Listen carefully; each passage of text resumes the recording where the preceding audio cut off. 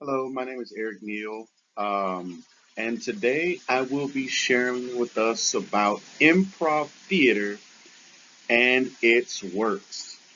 Improvisation is one of those things that really interested me this year. Its ability to be able to think on your feet and to be able to make people laugh. I like the comical side of improv because it does something that I feel that other performance acts don't, and the very fact that it's unscripted. And so today I'll be teaching us about the different aspects of improv, and I hope you guys enjoy.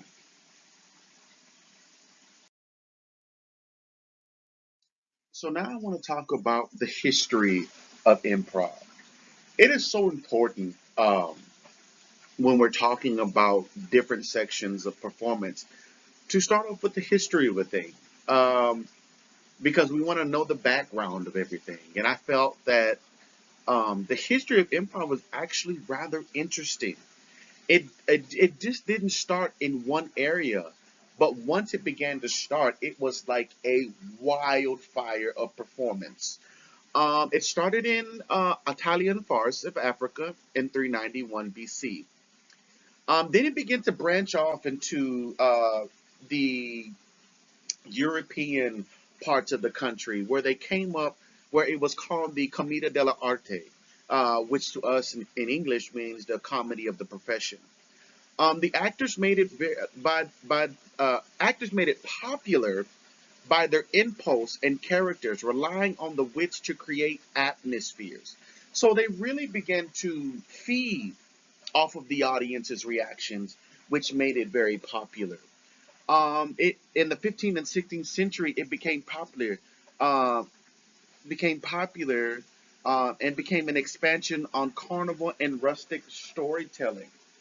It is possible that the early performers of commedia were tradesmen who came together through local organizations as post forms of enjoyment. Based It was based off the humor and the local regional situations around them. So you could say that a lot of the comedy a lot of the things that were going on in improvs were based off of local and regional situations.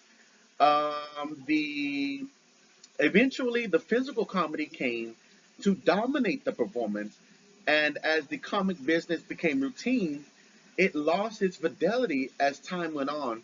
The actors stopped altering the characters so that the roles became frozen and no longer reflected the conditions of real life, thus relating important comic element. So it really began to take off, and become what it is today, and develop over time because people, um, they just wanted to have fun. They just wanted to see something that would give some type of comic relief to the things that they were seeing. So next, I want to talk about why is improv considered performance art. The one thing that I would like to talk about is, the difference between why it's considered performance art and the difference.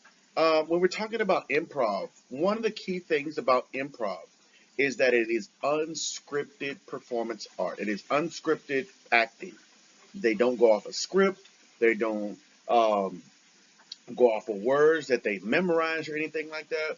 It is totally based off of spontaneity, and that's what I like about it because it gives the characters or the actors that are playing the ability to be creative, the ability to make it their own. And so improvisational theater is marked by its ability to structure creativity, spontaneity, and imagination into a highly accessible art form. Improvisation is a unique type of performance that speaks to cultural and political and social issues of the moment, while engaging the audience in a creative process that is taking place directly before them. Almost any performance involving direct interaction with the audience must have an improvisational content. One of my most favorite improvs out today is a show called um, Wild and Out. It's a show that is on VH1, and the main person is Nick Cannon. And they do a lot of improv that, they touch on a lot of things. They touch on, you know, political things. They touch on music, actors, other actors, or any type of social issues that are going on. But they make it hilarious. They make it entertaining, and that's what I like about it because it's not scripted. Although, they do give some type of rules to the game, but other than that, it is totally up to the person or the people that are playing, and they feed off of the audience. I mean, I've seen times where the audience wasn't giving back good feedback, and it played a big role on how funny the performances were. But it definitely was something that was creative. It gave a lot of um, comical things that were, pretty hilarious to me. And that's why I feel it's important. That's why I feel it's performance art because it's engaging with the audience, whether it be a, you know, it has some type of emotional connection behind it, which is why I feel it can be performance art.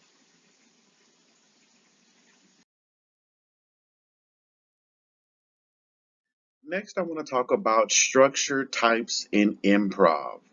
When we're talking about improvisation as a type of theater, it covers all actions involving creativity within the boundaries. This compromises people's desire to respond to the alternating conditions of our natural lives. Improvisation is a type of theater that covers all actions involving creativity within boundaries. It would not be considered improvisational theater if the performer in a written out show is unable to remember their lines and create something different. And again, this is what makes improv improv. Its ability to go off the script, its ability to not remember lines. It includes things such as expressionist drawing and painting and instinctive writing and dancing to the beat when your favorite song plays or while you are in your own office alone or at home by yourself. Next, we're going to be talking about the fundamentals of improv. And many people have their own version of what are the best practices, tips, principles, or fundamentals of improv theater. According to the innovation management writer Michelle James, based on the article she wrote on her own experience, she found that there was an average of 6 basic improv principles that tied to the complexities of this creative art form of improv theater. Um, but after doing much research, I found that these 7 principles of fundamentals are carried by a majority of the improv theater and community. And I want to, run off a list of what they are. The first one, it talks about the most common consensus or rule is to always say yes, to always be in agreement with the improv that is at hand. I mean, a lot of these improvs, it's a, you know, back and forth type of acting because you may not know what the other person might say, but to be able to go along and be able to create something that is magical, I think it gives a great beginning point. The second principle or fundamental is to make everyone else look good. The third principle or fundamental is always to allow yourself to be transformed by what is said and what transpires. The fourth principle or fundamental is to be able to co-create a collective plan. What do you want? What are you trying to get across to the audience that you're acting in front of? The fifth principle or fundamental is the blunders are opportunities. And the sixth and final one is that the fundamental is to keep the liveliness flowing. You want to be able to engage with your audience because at the end of the day, you're doing the improv for them. So to be able to keep it going and to be able to keep it lively and active and entertaining is a very important with improv. I know um, you know, versus, scripted performance art, you can be silent, by because you're just watching it. You don't have to basically interact with the actual characters of the performance art. But with improv, it's a little bit different because they're going based off of the audience. Next, I want to talk about something a little bit more local. Houston Improv. They do have a lot of comedy improv shows in Houston. And when it comes to improv in Houston, improv comedy is taking a prominent role in the overall art of improvisation. Improv comedy is a great thing to do in Houston, in spite of its acceptance and events.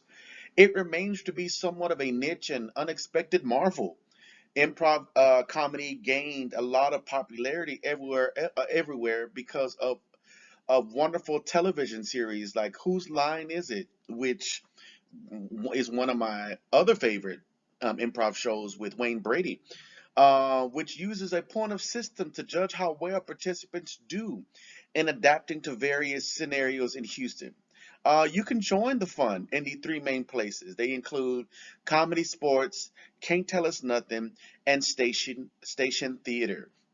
And Comedy Sports has been championed as the longest consecutive show of its kind in Houston. The company focuses on short form improv that is rated by the spectator's response. Again, improv is about engaging with the audience. Or it organizes like organizations like Can't Tell Us Nothing has been distributing the word about what they can do through their performances. The group became the first improv organizations to be made up of individuals of minority background.